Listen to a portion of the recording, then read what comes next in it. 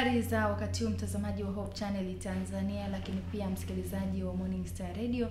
Nikukaribishe katika kipindi kingine kwa siku hii cha Kwenye Kiti. Karibu, naitwa Nyamiti Kayora na hapa studio tayari ninaye mgeni Adam Gamange. Karibu sana katika kipindi hiki cha Kwenye Kiti.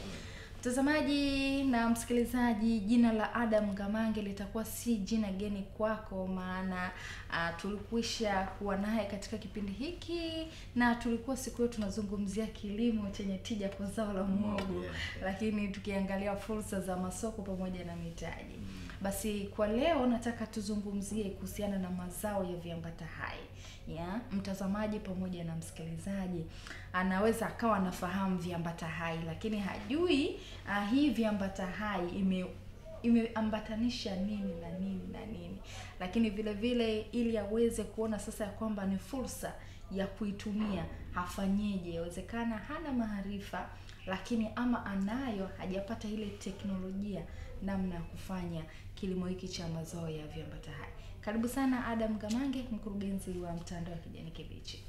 Awali ya yote napenda kushukuru Mwenyezi Mungu kunipa nafasi ya kuwepo hapa kwa mara nyingine, kuja kujuzana, kuja kubarishana kuhusiana na masuala mazima ya kijani kibichi. Kama always ninavyozungumza kwamba kijani kibichi ina vitu vinne. Ina kitu cha kwanza tunazungumzia kilimo. Kitu cha pili tunazungumzia biashara au jasiriamali. Tatu tunazungumzia afya. Tunazungumzia mazingira. Lakini pia tunazungumzia jamii kwa ujumla. Kwa hiyo dhana yetu kubwa ni kuwasaidia Watanzania na watu wengine kuhusiana na fursa zinazopatikana kupitia haya mambo manne. Kwamba kwenye kilimo, kwenye biashara, kwenye afya, kwenye mazingira, fursa gani zipo hapo katikati. Kwa maana ya vitu vinne pia. Kwa maana kwamba wawe na taarifa sahihi au maarifa sahihi. Lakini pia wajue aina gani technology ambayo inakidhi. Lakini tatu, lazima wajue masoko na mauzo. Na mwisho wajue jinsi gani ya kuwezeshwa au jinsi gani ya kujiwezesha, yaani kwa maana mitaji na uwekezaji. Kwa hiyo wanagundua kwamba yako mambo mengi sana. Lakini sisi wakati tunazungumzia kijani kibichi, lengo kubwa ilikuwa ni fikra chanya, afya na uchumi. Yaani ndio kwa modo yetu. Lengo letu kufanya jamii iwe na mtazamo chanya, iwe na afya bora, lakini pia upate uchumi. Huwezi kuwa na uchumi kama afya haijakaa sawa sawa. Kweli. Na huwezi kuwa na afya kama una mtazamo hasi. Kuwa na mtazamo hasi tayari ni mgonjwa. Kwa hiyo dhana ya afya, uchumi na mtazamo chanya ndio ikatufanya sasa tujue vitu vinne kama nilivyosema awali. Kwa maana kwamba mazingira, kilimo, biashara na afya kwa ndani yake. Sasa leo tutaangalia sana moja ya mazao ambayo kwa kweli yana sifa ya afya. Na wengi ama wakulima wengi bado hawajayapa kipaumbele. Si tu kuwapa kipaumbele. Nilikuwa nimekutana na afisa mmoja wa Wizara ya Kilimo kama wiki mbili zilizopita. Akasema, Adam, this is very good. Unajua kuna mazao mapya ambayo watu hawajagundua. Tumezaliwa na mahindi, mpunga, muhogo. Kuna mazao mapya ambayo watu hawajajua, ambayo yana faida kubwa. Baada ya kukaa na mahindi, mmoja akaniambia siku moja, Adam, unapanda mahindi kwa mwaka unavuna mara ngapi? Maybe mara 2 au mara 1. Kulingana na sehemu. Lakini akasema ukipanda zao kwa mfano chai unavuna mara 4 kwa mwaka. Na ni kitu ambacho kwa kukitizama ama kwa kukisikia unaona kwamba ni kitu kidogo sana. Mchai ni kalime mchai. Kuna maua yanaitwa jasmine. Jasmine maua inaota barabarani. Ama pia inaota sana barabarani. Ile maua ukipanda unavuna miaka 4. Sipole? Yaani unavuna kila mwezi miezi. Sasa akasema wewe unafikiri ukipanda zao moja ukavuna kwa mwaka mara 1 au mara 2 au kuna mazao mengine mpaka miaka 3 unavuna. Hapa katikati tunafanya nini? Kwa hiyo kuna haja ya watu kuanza kujua mazao mapya ambayo inabidi yaingie sokoni. Sisi tumefanya utafiti. Mazao hayo yanaitwa viambata hai. Ni kitu kipya. Lakini linajenga maana ya kijani kibichi. Ukisema kijani maana unazungumzia uhai. Kibichi, brightening, yani future, unaona kile pale. Sawa? Kwa hiyo tukasema tuje na zao la viambata hai. Wenyewe kwa Kiingereza the spice and herbs, mazao tiba. Sawa? Kwa sababu wakati tunafanya utafiti tukakutana na Netherlands. Wao wanakuambia Tanzania kila mti ni mali, kila mjani ni mali, kila mmea ni mali. Hatujajua tu ni namna gani ya kuibadilisha ama kuigeuza kuwa fursa. Kwa sababu ya taarifa, kwa sababu ya maarifa, kwa sababu ya technology, kwa sababu ya masoko.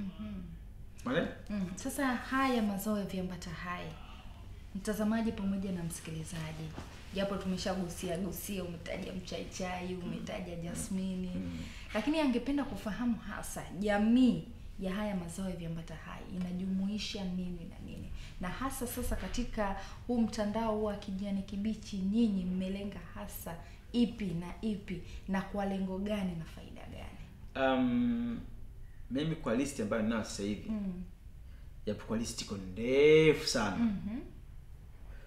Kwa ufupi sana, mazao ya viambata hai ni mazao tiba yanayomsaidia mtu akitumia, yanaweza kumsaidia kwa katika hali ya uimarika, yanakawa iko hai. Maana viambata hai vinaongeza uhai. Kwa mfano mpera, machungwa, marimau, chaichai, jasmine, yako maua, mizizi, yani yote hayo ni viambata hai. Ama kuna mengine anaota yenyewe lakini hatujui. Watu wananiambia, unajua wazungu sometimes wanakuja hapa wanapanda basikeli, wanaendesha basikeli kutoka hapa mpaka pengine Mbeya. Sasa wengi wanafikiri wanafanya utalii. Wale wengine madokta wakubwa sana wapo kwenye utafiti. Jani limeota, nataka alione. Alitathmini. Na kuna majani wanachukua napeleka kwao, yana thamani kubwa kutoka kufikiria. Lakini sisi yawezekana hata likawa ni ambalo lipo katika eneo lako la nyumba, kila siku unalima, unaling'oa. Kuna mtu mmoja aliambiwa achukue kama maili moja ya maua fulani hivi. Akaambia ile mmea inapatikana, mbegu yake inapatikana inapatikana Sweden, ya mali ya giza. Akapeleka pale Njombe. Unajua kisitokea? Akakuta ile mimea yako kibao pale Njombe. Tena naota bure. Kwa hiyo ina maana kwamba kuna haja ya kuanza kujua mimea yetu, mizizi, maua, ni nini faida yake.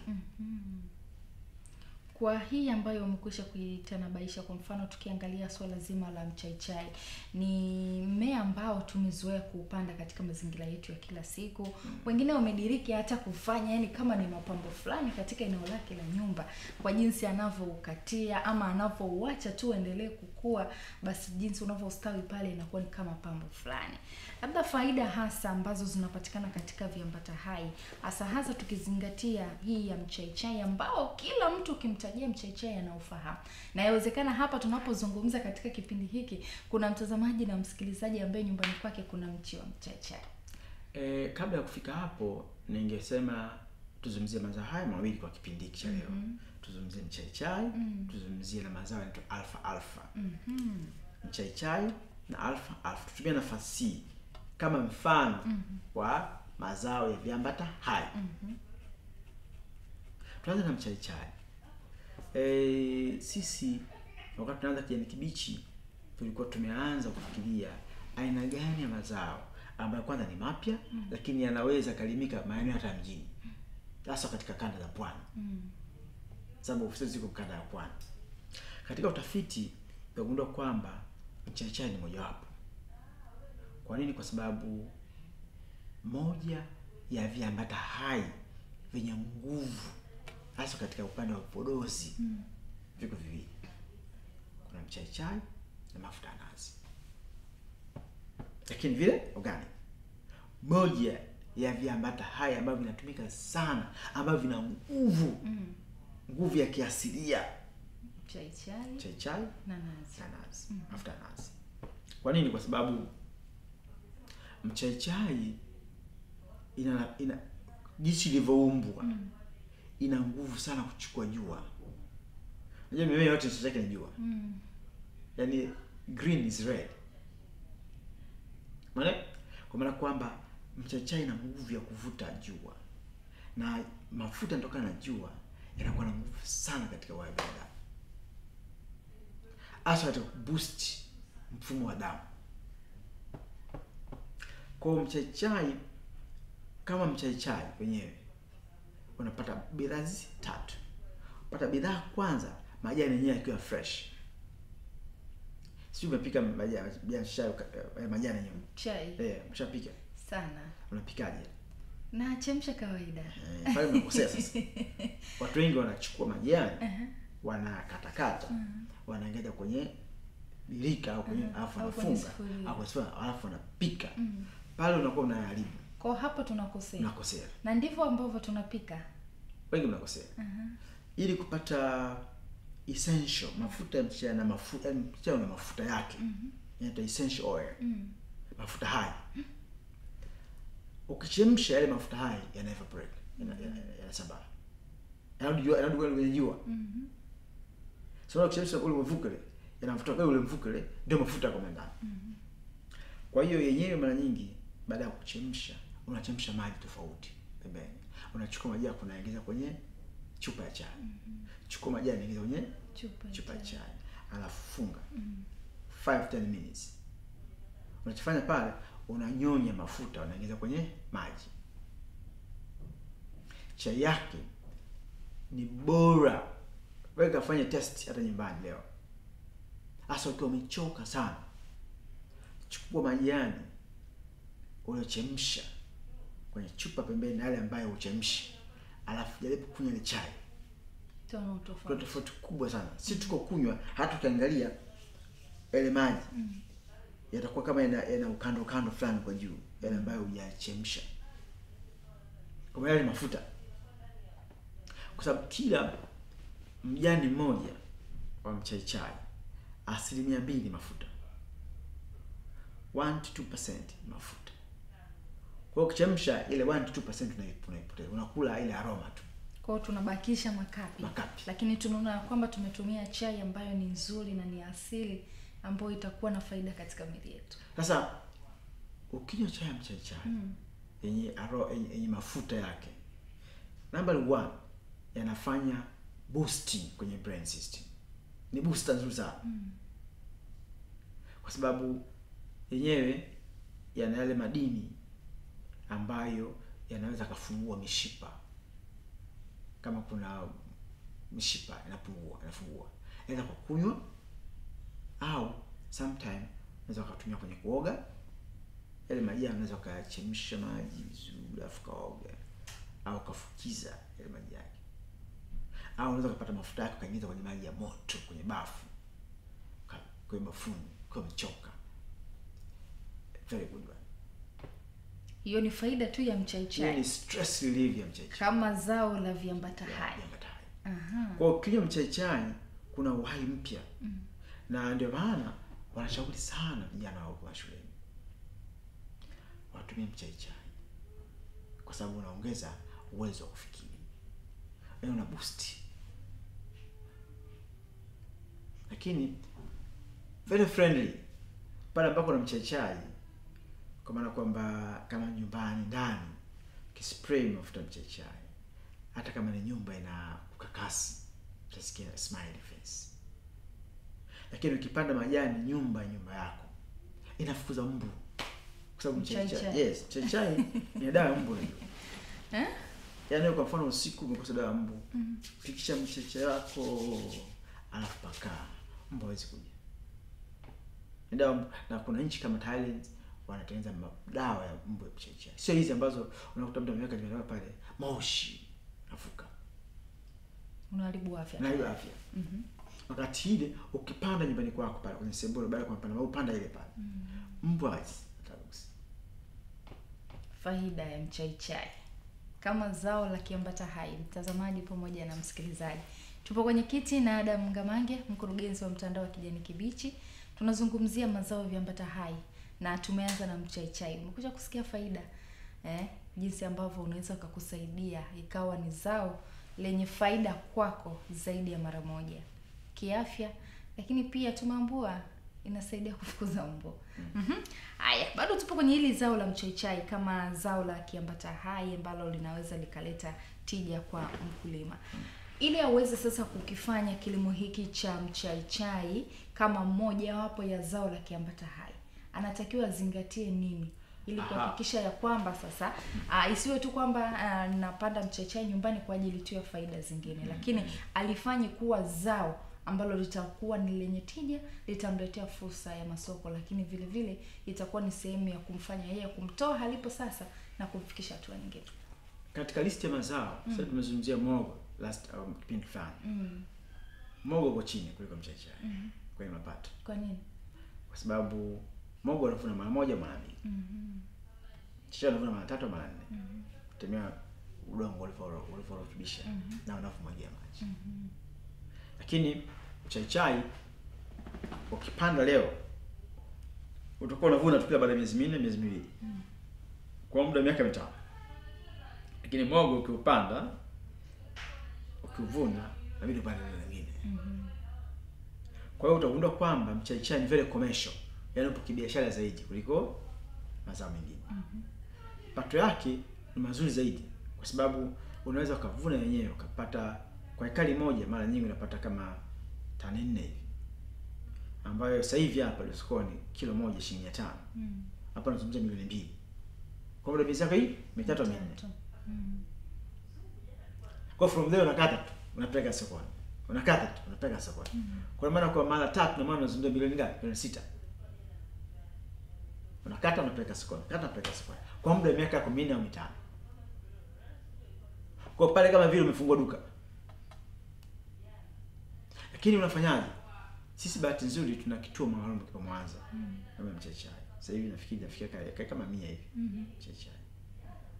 Na tunatamani kusambaza hii knowledge ya mchaichai nchi nzima kwa sababu kampeni ya kufanya watu wapate chai hai na green tea kwa sasa hivi ni muhimu zaidi kwa sababu hizi chai zingine zinaongeza stress. Kwa mchaichai inapunguza stress. Smart healthy. Kwa hiyo kwa anayetaka kulima mchaichai atafute. Sababu tunao wataalamu na tuna hapa Dar es Salaam tuna kiwanda ambacho kina process mchaichai kwenda kwenye powder, lakini nataka leo kule mbele sasa tutatengeneza tutengeneze mafuta mchaichai ambayo ndio yana faida mara 10 ya mchaichai kawaida powder. Kwa sababu lita moja ya mafuta mchaichai sawa sana lita 150 ya petroli. Yes, imagine. Lita moja ya mafuta mchaichai kulingana na ubora wa mchaichai na faida zake. Hata bei yake. Lita moja mchaichai bei ya chini kabisa unapata shilingi 300,000. Diesel kiasi gani lita moja? Shilingi 2,500. Sio? Hii lita moja shilingi 300,000 ya mafuta mchaichai. Yes, 1 liter. Hii ni faida tu mtazamaji na msikilizaji wa zao la kiambata hai aina ya mchaichai. Wenyewe sasa hili mkulima aweze kupanda, anahitaji vile vile kama kipindi kilichopita tulizungumzia swala la zao la mhogo. Kwamba anatakiwa awe na teknolojia ambayo kuhakikisha ardhi ambayo atakwenda kupanda mchaichai wake ama kwenye mchaichai yenyewe ni sehemu yoyote, ardhi yoyote, haiendani na kiwango cha mvua, wastani wa mvua ama aina ya maeneo kulingana na jiografia kila eneo. Swala la jiografia huwezi kuepuka. Lakini kidogo mchaichai sio kama mhogo. Mhogo very una changamoto nyingi zaidi. Mchaichai wenyewe kikubwa ambacho tunatakiwa kuangalia udongo sio ya mfinyanzi na maji yasiyo mengi sana. Sababu maji yakiwa mengi mafuta yanakuwa madogo sana. Kwa hiyo unakosa component ya mafuta. Kama kwenye mhogo, maji yakiwa mengi unakosa starch. huko unakosa mafuta.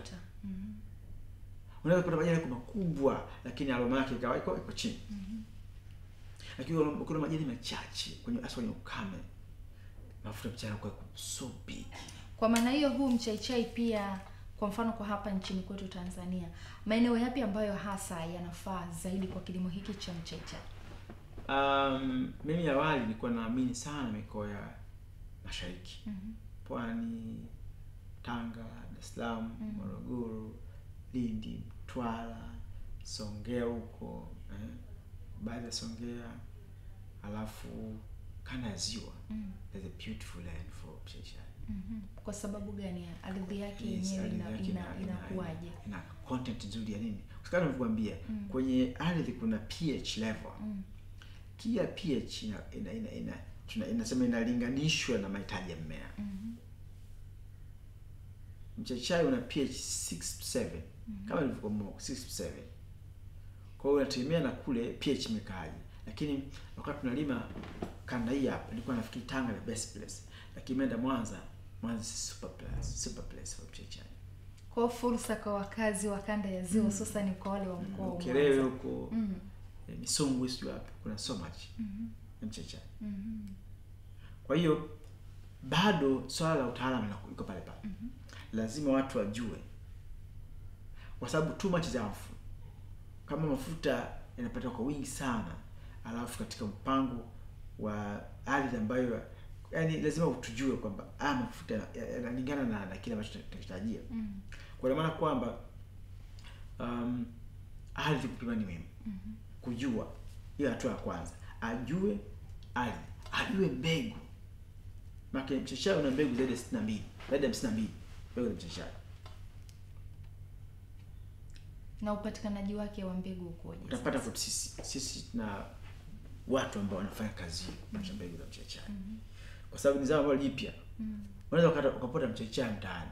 Ni mchaichai pori na yenyewe, ambayo inaweza pengine ikame, kwa sababu kwenye pori na kuna aina ya mchaichai. Ina mikame na ile ambayo imili mikame. Kuna majani mapana, kuna majani membamba. Kwa hiyo usije kaenda kuchota majani kwa sababu mchaichai. Lazima upate kujua hiki ninachokichukua ndicho ninachokichaji. Kwa hiyo lazima ajue ardhi, ajue mbegu, ajue uandaji wa shamba, ajue uvunaji wa shamba wa mchaichai, ajue hata akivuna nafanya nini. Sababu unaweza kuvuna ukaushia wapi. Sisi katika mazingira kama ya nyumbani, kwa ndani unaweza kausha mchaichai, kwa sababu mchaichai unajua vitu tofauti. Sasa madini ya mchaichai kwenye madini ya juu hapa kwenye mchaichai. Kwa unavyoanika juani, jua inachukua na madini. Tofauti na muhogo. Muhogo ukikausha ndani upate kitu. Tumia jua. Sababu wenyewe madini yako si ya jua. Sawa? Kwa mchaichai ni kwamba labda ajue utaratibu wa ukaushaji, ajue utaratibu wa kupaki. Kwamba shakausha anakataje. Alafu anapaki vipi? Yaani ile value chain professionals inahitajika kwa mtu mchaichai. Hapo sasa kwenye uandaaji na namna gani ambavyo mkulima anaweza akapata ili zao la mchaichai likawa ni zao lenye tija, kwamba umesema lazima kwanza angalie ardhi, aipime, ili aweze kujua kwamba ili eneo udongo wake ni wa aina gani, ili atakapokwenda kupanda hayafahamu kabisa kwamba nitatarajia kitu fulani. Lakini pia umesema swala zima la mbegu, kwamba anatakiwa ajue mbegu sahihi kulingana na aina ya udongo na eneo ambalo anaenda kulima kilimo chake hiki cha mchaichai. Sasa ni vitu gani ambavyo anatakiwa kuviepuka ili kuhakikisha kwamba sasa asije akaona nilitarajia nitapata faida ama nitapata fursa ya soko kupitia zao hili la mchaichai kama zao jipya la kiambata hai, lakini leo sasa nimepata hasara? Kwenye mchaichai kidogo kuna tofauti na kwenye mazao mengine. Mchaichai inahitaji preparations, hasa kwenye umwagiliaji. Kwa hiyo sana tunaweza tukasema ni kilimo ambacho kinategemea zaidi umwagiliaji. Kwa sababu of course ina umwagiliaji zile mchaichai mwezi wa kwanza tu stress enough. Maana ndio maana wanapenda kupanda mchaichai maeneo ambako mvua sio mwaka mzima. Yaani mvua inakuwa scarce, yaani mvua ambayo haipatikani sehemu nzuri kwa mchaichai. maana kama vile Tanga, ukienda mkoa wa Pwani, ukienda kusini huko Lindi, Mtwara, ukienda sehemu za Songea, uko Mwanza katikati kule, hapa Dodoma, beautiful jamani class. Hahitaji mvua ya muda wote mwaka. Lazima kuwa na reserve fulani ya jua kwa wingi. Kwa sababu jua kwa wingi ndio mafuta yanakuwa kwa mengi. Sawa? Kwa maana kwamba mkulima anatakiwa avoid kutofanya maandalizi. Lazima afanye maandalizi. Maandalizi kwa namna ipi sasa? Maandalizi ya kuelewa mazao ya mchaichai, kuelewa udongo ulivyo, kuelewa maji, flow ya maji yanapatikana na gani, kwa sababu mchaichai unaweza ukapanda ndani ya maji, lakini sio maji ambayo yanafuliza. Yakifuliza unakama mchaichai unakufa. Hauhitaji maji sana kwa msimu, kwa kipindi ambapo unaanza kupanda. Ndio maana mara nyingi napendezesha kupanda mchaichai kuanzia mwezi wa wangapi? Pili, wa tatu, it's okay. Au hapa wa 6, wa 7, wa 8, 9, it's okay. Ndio mida mizuri ya kuweza kupanda mchaichai. Mbali na hilo ya kwamba zingatie lisiwe eneo ambalo lina mvua sana, kitu gani kingine ambacho mkulima anatakiwa akizingatie ama akiepuke ili asije akapata hasara katika kilimo hiki? Na sio mchaichai, mazao mengi lazima focus. Lazima usimamie. Usimamiaji. Watu wengi wanatumia tena wanatumia vijana ambao aidha ndugu zao waliokosa kazi au anatafuta kazi, anakuwa ndio msimamizi wa shamba. Ukishapata mtu kama huyo anakula kwako. Sababu yule akuja kwa ajili ya kazi, amekuja kwa sababu hana kazi. Sawa? Kwa ina maana kwamba lazima watafute watu ambao wako serious, watu wapange kwenye kilimo. Wasifanye vitu kwa sababu nataka kama alternative way, kwamba nimekosa kazi hapa au ninafanya kazi ni kwa mimi naweza kazi hapa. Fursa ya masoko ikoje? Mchaichai una masoko ya aina 3. Soko la kwanza ni soko la ndani la mazao ya fresh mchaichai, yaani mchaichai uliokuwa kutoka shambani moja kwa moja. Mtu anavuna anapeleka sokoni. Wako watu wanapenda mchaichai. Sasa hivi kama fashion. Soko la pili ni soko la viwanda. Kama tunashauri sana watu wengi wakiwa wanapanga vizuri kwa kiwanda. Na viwanda viko katika mfumo tofauti tofauti. Kuna kiwanda cha kuprocess, kuna kiwanda cha kupaki, kuna kiwanda cha kudry, kuna kiwanda cha viwanda viko vingi. Kwa lazima kuwa na soko la kiwanda. Tushawishi ambako mchalimo watu waweke kwenye kiwanda. Tena kwa makubaliano. Na makubaliano pengine yawe sehemu zote mbili, au upande wa wakulima na mwenye kiwanda. Na mwenye kiwanda upande wa wakulima, yaani washirikamane pale. Soko linasikia katika viwanda. Lakini soko la tatu ni soko la nje. Soko la nje kwa sababu wakati tunaanza dhana mchaichai tulikwenda ZSTC kwa Zanzibar. Ambapo ndio kiwanda kikubwa cha mchaichai Tanzania, cha mafuta mchaichai. ZSTC kule Pemba. Muone baada ya kwenda walikuwa na oda kubwa sana kupeleka mazao ya mchaichai Marekani. Walishindwa. Kupeleka Marekani. Na sababu kubwa iliyofanya wakashindwa ni kutokuwa na volume ya kutosha. Sasa hili zao licha ya kwamba tumeshafahamu faida zake kiafya, lina faida zipi katika swala zima la kibiashara? Kwa sababu ndio hasa hapa ambapo mtazamaji, msikilizaji, lakini pia mkulima yoyote atasema okay, nafahamu kwamba hiki nitapata faida hii, nitapata faida hii, lakini faida hasa katika biashara kwa zao hili la mchaichai kama zao la kiambata hai. Tukipiga hesabu ya kawaida tu kwamba ashumu napanda mahindi. Mahindi ekari moja unapata gunia 15. Fanya gunia 25. Kulingana na eneo na hali ya hewa. Fanya hata 30 kwa mfano. Na gunia moja shilingi ngapi sasa hivi? Kilo sasa hivi wamejisifia kusema kilo ni shilingi 1000. Fanya kilo shilingi 1000. Mwana unamaliza kwa hizi 3. Yaani unazungumza maximum. Kama cha juu sana. Na hiyo milioni 3 unaipata kwa muda wa miezi 7. Sawa? Pero ya mchaichai unapanda leo unasema miezi yako mitatu unavuna. unaweza kuvuna. Unavuna ekari yako moja pata tani 4. Tani 4 sasa hivi hapa soko ni shilingi 500. Kama unapeleka fresh kasawa una shilingi milioni 2. Kwa mvuno moja tu. Kwa miezi 3 ya kwanza. Baada pale kila miezi miwili unavuna. Maana kwa mwaka unavuna mara 3 au mara 4. Kwa mara milioni 2 na milioni 8 au fanya milioni 6. Kwa ni zao ambalo linaleta tija katika biashara. Obvious. Sababu yana milioni 3 na milioni 6 kama utamwona. Lakini wakati huo hakuna hustle za kupanda, kuvuna, kupanda, hakuna. Yaani umepanda, umetulia. Hakuna magonjwa ya zao la mchaichai. Yapo magonjwa lakini si kama mahindi. Kwa sababu mchaichai ni zao hai. Unajua mazao hai, moja ya sifa kubwa mazao hai hayatumii kemikali. Yaani yenyewe kali kemikali. Yaani yenyewe kwa jinsi ilivyo ni kemikali. Kwa madawa kidogo sana, sio kama mazao mengine. Kwa hiyo utagundua kwamba sina maana tualisima mahindi. Usinikote vibaya. Umeona? Sasa atakata sio Zanzibar ndio baba kwa vile jamaa kasada trend shambani, kwa trend. Akasema mahindi mimi naanza kufeka sasa ngamba mzee. Serikali tutaangalia basi. Usiyafeke mahindi. Lakini una alternative. Huko ni mahindi, ukulima, alafu wewe mwenyewe compare kati ya hayo. Alfalfa. Yes. Ni aina gani ya zao ama ni aina gani ya kiambata hai ambacho pia kipo katika moja ya fursa katika mazao haya ya viambata hai? Kwa wale wa Marekani, kwa wale wa Marekani wanaoishi Marekani, ukiwaambia alfalfa wanakuambia mara mbili. What do you mean? Kwa sababu Marekani alfalfa ni zao la pili katika mazao ya vyakula, kwa maana kwa ajili ya wanyama. Unaona? Na Marekani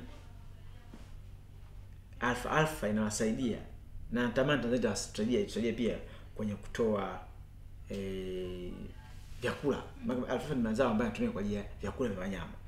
Ng'ombe, kuku, mbuzi, mbwa. Alfalfa the best.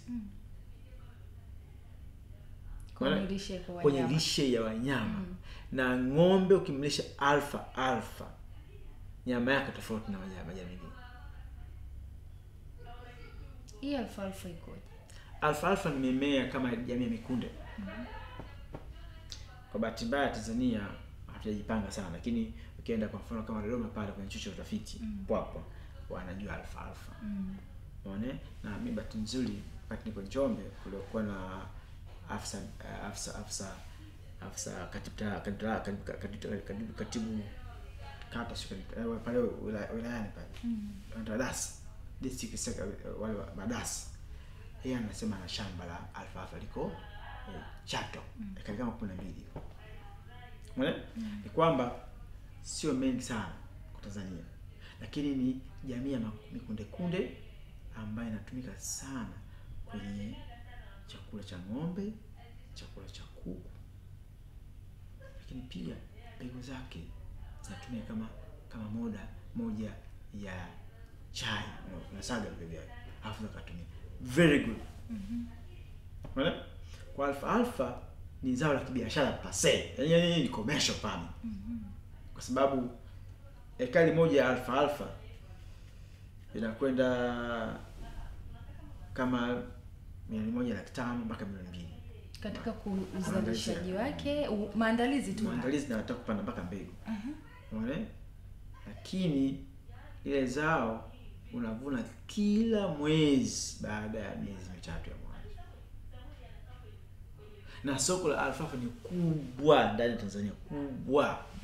Sasa kama bado watu hawajaifahamu hii alfalfa, lakini tu kwa hizi faida ambazo unazitaja hapa inaonekana kwamba ni zao ambalo linaongoza katika kuongeza kipato sasa kwa mkulima. Sasa upatikanaji wake hasa kwenye swala zima la mbegu ukoje? Lakini uhalisia wake sasa ukoje kuhakikisha ya kwamba mkulima anapojipanga katika msimu huu wa hizi mvua zinazoendelea aifanye basi ili zao la alfalfa iwe moja kati ya vitu ambavyo atavipa kipaumbele. Mbegu za alfalfa zinapatikana. Lakini hapa Tanzania sasa hivi inabidi uongee na Totoski. ambao wao watakupa kibali, sababu shida ya mbegu ni kwenye kibali. Sababu tunaogopa sana mbegu kutoka katika maeneo tofauti tofauti. Kwa hiyo mbegu, na sio muda mrefu tutataka tuanze kufanya promotion ya alfalfa, lakini mtaimia watoto watusaidie kupata mbegu. Either wao wenyewe au sisi tupate contact zetu kule nje kupitia wao. TOSCI ni wa aina TOSCI ni Tanzania Seeds Institute whatever, yani ni kituo cha masuala ya mbegu. Yani, yes, mbegu. Ili kupata mbegu salama bora ambayo inakuwa na kiwango. Kwa hiyo wao ndio tayari wana hii mbegu ya alfalfa. Sio wale hawana. Sisi ndio tunapelekea wazo ili tupate mbegu ya tunaona na wa TOSCI ili watupe mwongozo, sababu hii itasaidia serikali. Inatoa mwongozo jinsi ya kupata mbegu iliyo bora. Kwa mimi naweza kuwa na source hasa huyu TOSCI, sababu kuna maswali niulizie kwa fahamu wale watu. Halafu baadaye waseme okay, walete. Nitakavoleta wakizitathmini nimekaa vizuri, TOSCI anazizinisha kwa hizo mbegu ziko vizuri, ziko salama.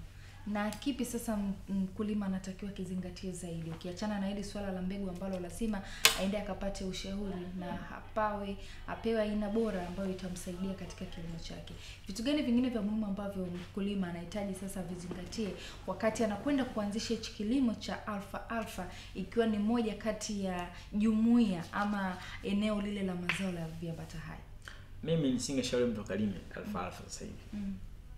Anaweza akapata matatizo kabla hajakwenda shambani, aje ofisini kwetu tukae naye tujenge. Kama tuangalie udongo na tutoa advice vizuri. Jinsi ana kulima alfa kibiashara. Sasa hivi nikimwambia tupate kutoka maelezo yetu hapa, anaweza kumchanganya.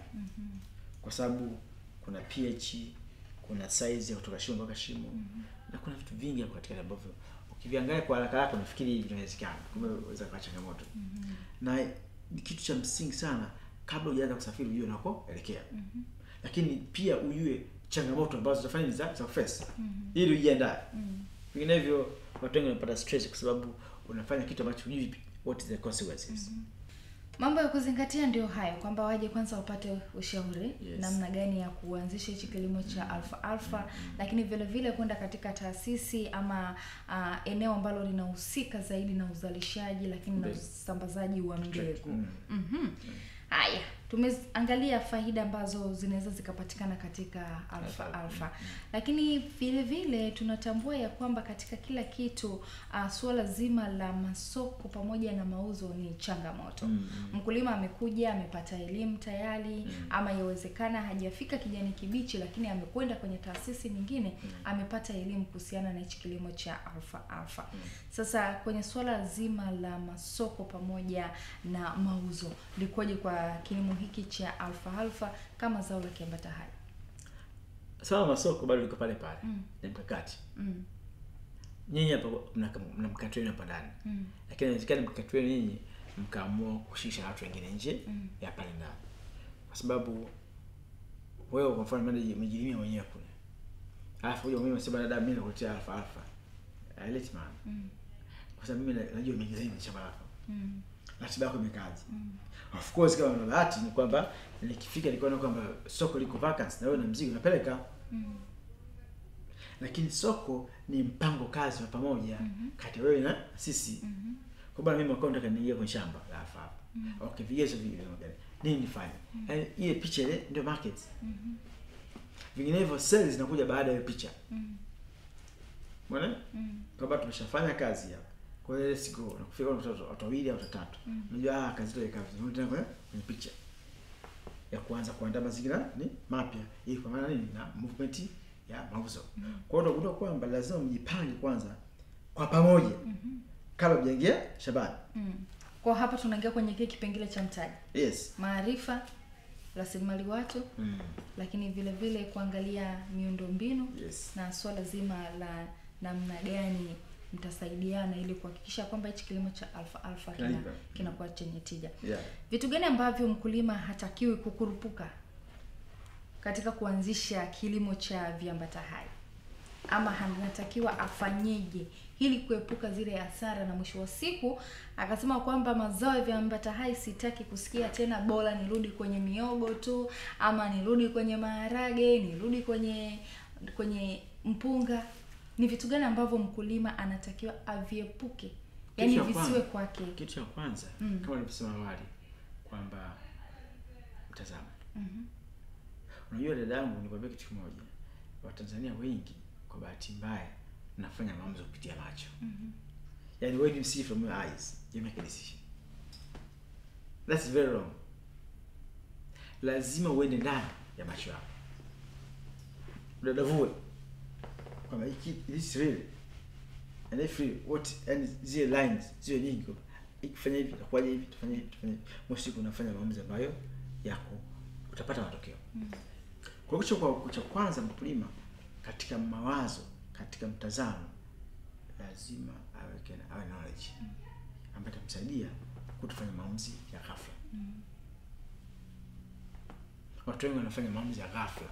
Ndio mimi nawashauri mara nyingi kwamba kabla hujaenda kufanya maamuzi yako, wewe do a prayer. Fanya maombi kwanza. Tena maombi yako yafanye specific katika ile kazi unafanya. Useme maombi general. Kwa Mungu nisaidie, sio hivyo? Kwa Mwenyezi Mungu na kazi hii hapa ambayo naiona inafanya kazi. Then you go there. Sasa ukishakuwa umeinvolve wataalamu, pata taarifa nzuri, alafu then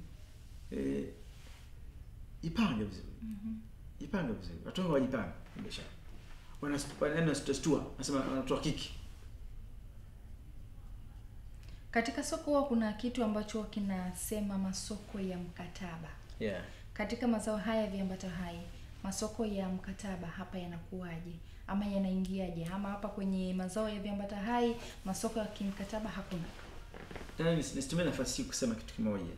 Kwamba kwa bahati nzuri sisi wanakuja wageni kutoka kampuni moja kutoka German na Uholanzi. There are two companies. Moja from German na nyingine from Holland. Ambao wanakuja kwanza kuangalia tuna wakulima wa namna gani, wanafanya nini, wana maeneo yapi, waangalie kwanza. Wakishaangalia, wakiridhia, tunakaa chini ndani. Tunaingia makubaliano. Makubaliano kwamba wakulima walime kwa ajili ya wale wateja. Na wateja watanunua mazao kutoka kwa wakulima. Lakini kale changamoto moja ni kwamba wakulima hawana mtaji. Wanaingia mkataba na Netherlands. Ama yeye anataka tani 20. Mkulima anaweza kusaga debe 2. Unamsaidiaje mtu kama huyo? Unaona? Kwa hiyo ikaja kuonekana kwamba lazima tukae na watu. Tuangalie maeneo ambako wanaweza kusupport pia ili wakulima waweze kulima kuleta mazao. Na kwa hiyo kubaliana kwamba watakapokuja tutaangalia ili kuunganisha na hawa wakulima ambao wanao mashamba lakini hawana mitaji. Sio hivyo? Hao wana mashamba wana mitaji lakini hawana miundombinu. Sasa how they help? Kwa hiyo inasikia wale watu wa Ujerumani katika makubaliano wale kwamba wanaweza kusupport kwa finance wakulima lakini kwa masharti kwamba wakulima watauza mazao kwenye hiyo kampuni. Kwa hiyo matokeo ni kwamba wale wa Jerumani watakapokuja kwa maana ya kuwabeba wakulima wetu. Wakulima ambao lengo letu waje kwa financed na wa Jerumani kwa sababu ndio mkataba wenyewe unakuja. Lakini nasikia kuna sheria bado haijakaa vizuri kuhusiana na kilimo cha mkataba kipo katika mpango wa serikali kwa maana kwamba inaeleweka kisheria au tu mimi na wewe. Sema kwa hiyo kuna hilo swala ambalo nafikiri sio msemaji wa serikali. Kuna hilo swala kwamba kilimo cha mkataba bado sio sheria sana. Lakini ningetamani sana kwamba sasa ikiwa sheria basi wakulima wangu mimi wa viambata hai na wa German na Netherlands waje kukaa katika mfumo kwamba iwe sheria. Hii ni kesi moja out of them. Of course kwa Tanzania tuna changamoto hiyo kwamba sometimes sisi hatu meet requirements. Lakini je, sheria ikipita inaweza kutusaidia au inaweza kutuangamiza? Kwa hiyo kilimo cha mkataba kwenye viambata hai ni muhimu sana kwa sababu viambata hai kuna zao la wiki, kuna zao la miaka. Kwa maana shamba wewe unakulimia kule unakulimia yale viambata hai. Unalima katika shamba la makubaliano mwenye shamba au shamba la kwako. Na muda gani unakubaliana kule? Na sisi tunavyoingia na wewe tunakubaliana katika terms zipi? Kwa hiyo kuna vitu vya kufanya kazi pale katikati. Moja ya vitu ambavyo pia nilikuwa nikivipitia hasa kwenye vitu ambavyo vimekuwa vikileta hasara sana kwa wakulima ni kutokuzingatia kupanda kwa wakati. Yeah. Sasa kwenye hili swala la mazao ya viambata hai, swala la kupanda kwa kuzingatia wakati, hili likoje kwa kulinganisha haya mazao mawili, mchaichai pamoja na alfalfa ambayo mmeanza nayo kama mfano katika mazao haya ya viambata hai? Mazao mengi ya viambata hai ukitoa alfalfa na mchaichai mara nyingi hana wakati maalum wa kupanda. Ni upatawa maji na maandalizi ya shamba. Na mengine ni miti mikubwa sawa, ambayo unaweza kupanda wakati unataka wewe. Kama mazingira leo yanafanya yanaruhusu. Kwa hayana muda maalum kama ilivyokuwa mogo ambao kwa very sensitive. Japokuwa na yenyewe mogo naka kwa sensitivity yake inakuja kutemea, nataka kufuna lini kutokana na kwamba msimu wa mvua. Lakini pale ambako unatumia umwagiliaji hakuna muda maalum. Mtazamaji pamoja na msikilizaji, tupo kwenye kiti na leo tunazungumzia mazao ya viambata hai na tumegusia zao la mchaichai, ambao mchaichai tumeweza kufahamu siku nyingi na tunajua tu kwamba ni kiungo tunaweka kwenye chai, na tumeelezwa namna bora ya kuhakikisha kwamba ule mchaichai unakuwa na faida katika afya zetu. Hatuchemshi tena sasa hivi. Maji pembeni, kisha unadumbukiza majani, tayari chai yako inakuwa nzuri. Lakini pia tumepata kufahamu fursa nzuri. Kwa hiyo natumai ya kwamba inawezekana hapo nyumbani kwako tayari una miche ama una michaichai, imbo ifanye basi iwe ni moja ya sehemu ya kuhakikisha kwamba inakukinga na umbu, wachane na dawa ambazo zinaweza zikakuletea madhara katika mwili wako. Adam Gamange, tunaelekea mwishoni mwa kipindi hiki. Mtazamaji pamoja na msikilizaji, mkulima hasa ungependa kumshauri kipi hasa anapopanga kuanza kilimo hiki cha mazao ya viambata hai? Na ninaamini ya kwamba mchaichai wengi wataitumia fursa hii ya kukifanya kiwe ni kilimo chenye tija. Mimi kwanza niseme kitu kimoja. Mazao ya viambata hai yanakuja kupunguza upandaji wa maua yasiyokuwa na tija. Lakini inasikiana watu wanapanda maua ambayo yana tija lakini hawajui. Kwa hiyo ni wakati kuanza kurearrange pale nyumbani pale. Kuanza kupanga upya mazingira nyumbani. Panda mazao ambayo unajua harufu yake itasaidia kupunguza changamoto ya afya yako. Mijani yake kwa mfano chai ya mpera, chai ya parachichi, chai ya mchaichai. The best kuliko chai za mengine. Na unachemsha ama unatumia ile majani yake halisi ya kijani. Hebu shumpa nyumbani kwako, umepanda malimao, umepanda mpera, umepanda parachichi, umepanda mchaichai, umepanda mpapa yako pale nyumbani. Tayari unaanza kupunguza gharama za makazi. Lakini pia unaweka natural environment. Mambo ya kijani kibichi.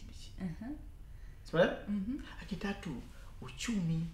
Ita second office. Kama nilivyokuambia, asubuhi mpaka saa 11 unazungumzia professional. Unazungumzia pato kutokana na profession yako. Lakini kuanzia saa 11 mpaka saa 2 unapata pato kupitia wewe mwenyewe. Kwa sababu si lazima ununue au uze. Lakini tena cha wewe kuchukua majani ya mpera ukayachemsha, baada ya kuchukua majani ya chai dukani, umesave, umeilinda afya yako, umelinda fedha yako. Lakini tatu ni kwamba pale nyumbani wale vijana badala ya kuwa wanasimamia kuhusu kuangalia TV watoto, sasa hivi wanasimamia kuhusu mazao. Kwa unawafundisha kwanza kujitegemea na kukipenda home economy. Yes, home economy. Home economy. Ule uchumi nyumbani. Ambayo sijui kama shasikia kitu kama hiki katika kawaida. Watu wengi wanahisi kwamba uchumi uko maofisini peke yake, lakini uchumi uko nyumbani. Lakini how do you turn it? Anza na hii viambata hai. Ukipanda jasmine zako pale papo, kuna mazao mengine. Kuna mtu mmoja siku moja alikuwa ananiambia, Adam, nasumbuliwa tumbo sana, tumbo langu sipati haja, ndo hospitalini. kumbe ana dawa ya papaya pale kwa kama matunda papaya pale. Anatufanya yeye papaya shaiva, anachukua zile punje, anatupa mbegu zile. Kumbe ile mbegu ndio tiba yake yeye.